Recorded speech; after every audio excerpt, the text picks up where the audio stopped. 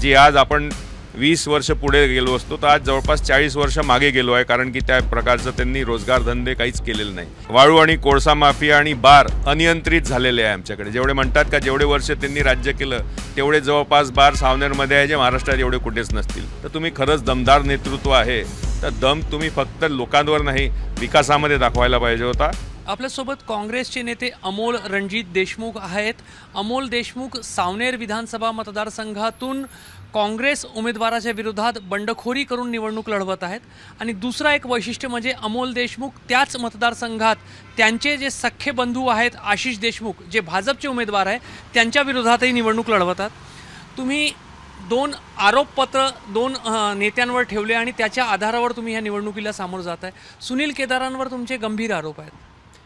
नक्कीच आज आपण पूर्ण भारत देशामध्ये या संविधानाला घेऊन 70 वर्षापासून सगळ्या घटकांना एकत्र करत आहे। सत्य आणि अहिंसेचा मार्ग जो गांधीजींनी शाहू फुले आंबेडकरांनी दिला त्या अनुषंगाने समाज एकत्र चालत आहे। पण काँग्रेस पक्षामधलेच आमचे नेते सुनील बाबू केदार हे तुम्ही सावनेर विधानसभा क्षेत्रामध्ये आले तर दडपशाही या गोष्टी खूप बऱ्याच आहे। आज वेगवेगळ्या संस्थांनी जवळपास 4-5 शाळा उघडण्याचा प्रयत्न केला, त्यांनी राजकारणापायी ते होऊ दिलं नाही। अनेक घरांमध्ये भांडण लावून त्यांच्याकडे असेल तरच तुम्ही कामं करा, नाही तर त्यांचे धंदेही बंद करायला लावले। तर हा कुठेतरी आरोपपत्र जो आहे ज्याच्यामुळे राजकीय स्तराचा ऱ्हास, दुसरं म्हणजे काँग्रेस पक्षाचं खाजगीकरण करण्यात आलेलं आहे, तिसरं आज त्यांच्यामुळे युवकांना जी संधी पाहिजे होती, जी आज आपण 20 वर्ष पुढे गेलो असतो तर आज जवळपास 40 वर्ष मागे गेलो आहे, कारण की त्या प्रकारचं त्यांनी रोजगार धंदे काहीच केलेले नाही। एक सहकार वर्षाच्या मुलांनी कुठेतरी एखादी गारमेंट फॅक्टरी टाकायला पाहिजे होती, जिनिंग स्पिनिंग टाकायला पाहिजे होतं, कापसा आधारित असेल, कळमेश्वरमध्ये नर्सऱ्या आहे, भाजीपाला आहे, फूड प्रोसेसिंगच्या काही नवीन पार्क वगैरे टाकायला पाहिजे होते। आज वाळू आणि कोळसा माफिया आणि बार अनियंत्रित झालेले आहे आमच्याकडे। जेवढे म्हणतात का जेवढे वर्ष त्यांनी राज्य केलं तेवढे जवळपास बार सावनेरमध्ये आहे, जे महाराष्ट्रात एवढे कुठेच नसतील।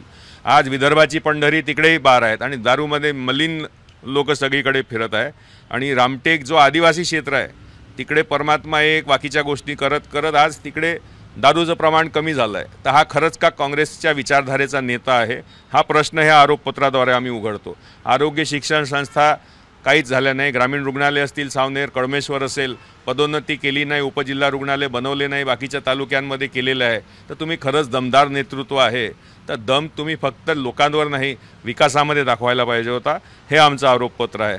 आज सहकारी क्षेत्र वेठीस धरलं आहे, ग्रामपंचायतच्या मूलभूत सोयी नाही आहे आणि काँग्रेस पक्षाच्या माणूस जो सुज्ञ माणूस खरंच विचारधारेचा आहे तो पूर्ण जिल्ह्यात बाजूला झालेला आहे, कारण की यांचे ठराविक जे ठेकेदार असतात हेच पक्ष चालवतात, हेच सावनेर चालवतात, हेच पंचायत समिती चालवतात आणि हेच ग्रामपंचायती चालवत आहे। आशिष देशमुख जे तुमचे बंधू आहेत त्यांच्यावरही तुम्ही गंभीर आरोप केलेले आहे।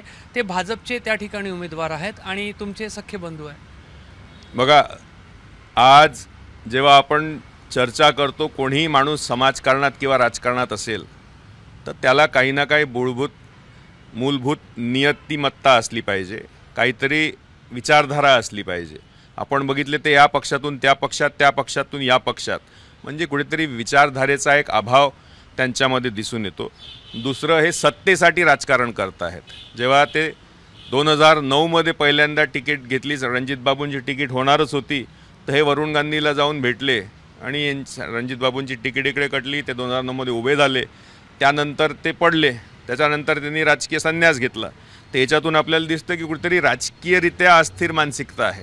त्यानंतर त्याच्या पहिले राहुल गांधींना नागपुरातून उभं राहावं असं म्हटलं होतं आणि स्थानिक काँग्रेसवाल्यांची न चर्चा करता हे एक मच्युअर्ड राजकारणाची गोष्ट नाही आहे। मग विदर्भाचा मोठा त्यांनी झेंडा घेतला होता, त्या विदर्भाचा झेंडा त्यांनी सोडला, त्याच्या पुढे काय झालं हे आपल्याला दिसलं नाही।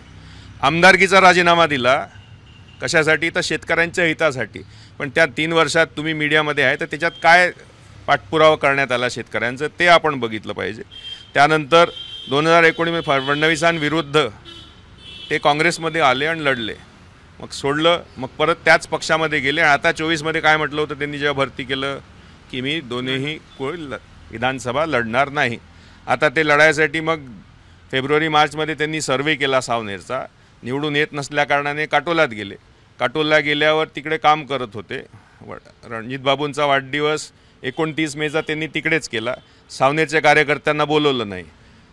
जिकडे माझा बंधू धर्म जो होता तो 2012 जेव्हा रणजित बाबूंनी वाकीमध्ये सगळ्या कार्यकर्त्यांना बोलवलं होतं, कारण की आशिष काटोलला होता 14 त्यानंतर मी इकडे सक्रिय होणार म्हणून त्यांनी तिकडे सोडलं आणि काटोला तुडी मारली. मी माघार घेतली.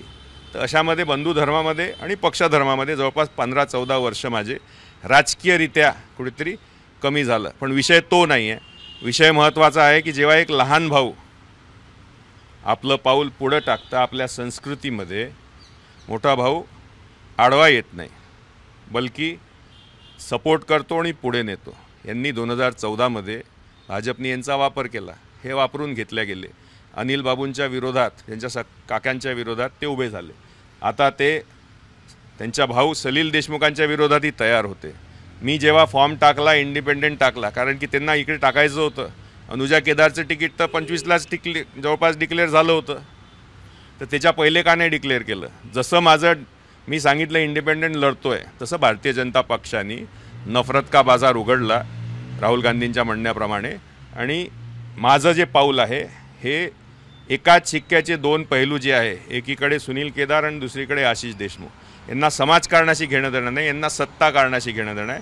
त्याच्या विरोधात माझी ही लढत आहे. त्याच्या विरोधात हा झेंडा आहे. तुम्ही दोन भावांच्या लढाईमध्ये लोकांना, मतदारांना, सावनेरच्या जनतेला एक उत्सुकता आहे की तुमचे वडील सध्या ते फार आजारी असतात, मात्र रणजित बाबू देशमुख सावनेरच्या लढाईमध्ये आशिष देशमुखला आशीर्वाद देत आहेत की अमोल देशमुखला आशीर्वाद देत आहेत? जसं मी पहिले आपल्या इंटरव्ह्यूमध्ये म्हटलं होतं की वडिलांचा आशीर्वाद, वडिलांचं प्रेम हे दोघांवर असतं.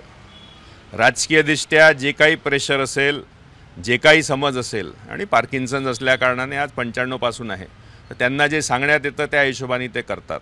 आणि तो आशीर्वाद जो आहे तो वैचारिक आशीर्वाद हा माझ्यासोबत कुठेतरी आहे असं लोकांना दिसतं. लोकांमध्ये जेव्हा जातो तर त्यांना माझं म्हणणं पटतं. रणजित बाबूंसारखं बोलणं कणखर बोलणं आहे. कुठे लाचारासारखं आपण दुसऱ्या पक्षात गेलो नाही. रणजित बाबूंची पिंड होती, जिकडे उभे झाले तिकडे उभे झाले. शब्द दिला तर पाळला पाहिजे. जेव्हा कार्यकर्त्यांमध्ये मी सगळ्यांकडे गेलो, सगळ्यांनी मला हेच विचारलं का रे तूही धडसोडपणा करशील का म्हणे तुझ्या भावासारखा. मला प्रत्येकाला शब्द द्यायला लागले मागच्या बरेच वर्षांमध्ये, आणि त्या शब्दाला पाळण्यासाठी हा पाऊल आहे. ह्या पाऊलातून येणारा काळ जो आहे हा पक्षासाठी, माझा विचारधारेसाठी महत्त्वाचा राहील. हा त्या प्रामाणिक लोकांसाठी महत्त्वाचा राहील जे कुठेतरी घाबरतात पुढचं पाऊल टाकण्यासाठी, कारण की त्यांच्याकडे पैसा नाही आहे, सत्ता नाही आहे आणि मसल पॉवर नाही आहे. माझा अखेरचा प्रश्न, काँग्रेस पक्षामधून तुम्ही तांत्रिकदृष्ट्या बंडखोरीच केलेली आहे, कारण अनुजा केदार काँग्रेस पक्षाच्या अधिकृत उमेदवार सावनेरमध्ये असताना तुम्ही तिथे उभे आहात, ही तुमची बंडखोरीच लेखली जाईल. इतर मतदारसंघात बंडखोरांवर काँग्रेस पक्षाने कारवाई केलेली आहे, तुमच्या विरोधात अजून कारवाई झाली नाही. पक्षश्रेष्ठींचा किंवा काँग्रेस पक्षामधील काही वरिष्ठ नेत्यांचा तुम्हाला आशीर्वाद आहे का सावनेरमधील उमेदवारी संदर्भात? बंडखोरी सुनील केदारांनी केली. दडपशाही, धमकावणं त्यांनी राज्याच्या नेतृत्वाला केलं. नाना पटोले त्यांच्या विरोधात बोलण्यासाठी तयार नाही. महाविकास आघाडीचं जे धर्म आहे त्याच्यात त्यांनी अपक्ष उमेदवार लढवले. राजेंद्र मोळक अजून रिंगणात आहे, त्यांच्या प्रचारात ते चालले आहे. तर सगळ्यात पहिले निलंबनाची कारवाई अनुजा केदार व सुनील केदारवर झाली पाहिजे, ही सगळ्यात मोठी मागणी आज खऱ्या काँग्रेस विचारधारेच्या लोकांच्या मनात आहे. पण कुठेतरी सध्याच्या परिस्थितीमध्ये कोणी बोलू इच्छित नाही, म्हणून बंडखोर ते आहे. सध्या फक्त चिन्ह हे अमोल देशमुखकडे नसेल, चिन्ह शिट्टीचं आहे आणि सध्या त्यांना गिरवी दिला आहे आम्ही काही दिवसासाठी. तुम्ही माझ्या प्रश्नाचं उत्तर दिला नाही. तुमच्या पाठीशी काँग्रेसचा कोणी नेतृत्व सावनेरमधील उमेदवारीमध्ये आहे का? सुनील केदारांविरोधात अमोल देशमुख, अनुजा केदार विरोधात अमोल देशमुखच्या उमेदवारी मागे काँग्रेसचं नेतृत्व तुमच्या पाठीशी आहे? काँग्रेसची विचारधारा ही सगळ्यांची आहे, पक्ष कोण्या एकाचा नाही आहे. तेच फक्त बंडखोरी करू शकतात सुनील केदार. हे काही लिखित आहे का? त्यांच्यावर कारवाई का नाही झाली आहे त्यांना तुम्ही विचारलं का? तर सांगण्याचं तात्पर्य काँग्रेस पक्ष सगळ्यांचा आहे, जो खरा शिपाई आहे. त्यांनी बंडखोरी केली, मी बंडखोरी केली असं मानत नाही. त्यांनी जबरदस्ती केल्याने त्यांनी नाईलाज केला वरच्या नेत्यांचा, आणि त्या अनुषंगाने ही गोष्ट पुढे चालली आहे. तर अमोल देशमुख स्वतःच्या भावाविरोधात निवडणूक लढवत आहेत आणि सावनेरमध्ये अनुजा सुनील केदार यांच्या विरोधात निवडणूक लढवत आहे. दोन्ही उमेदवारांवर किंवा दोन्ही जे उमेदवार आहेत त्यांच्यावर त्यांनी गंभीर आरोप तर लावलेलेच आहे. सोबतच आपल्या बंडखोरी संदर्भात स्पष्टीकरण सुद्धा ते देत आहेत. कॅमेरामॅन अतुल हिरडेसह रजत वशिष्ठ, एबीपी माझा, नागपूर. एबीपी माझा, उघडा डोळे बघा नीट.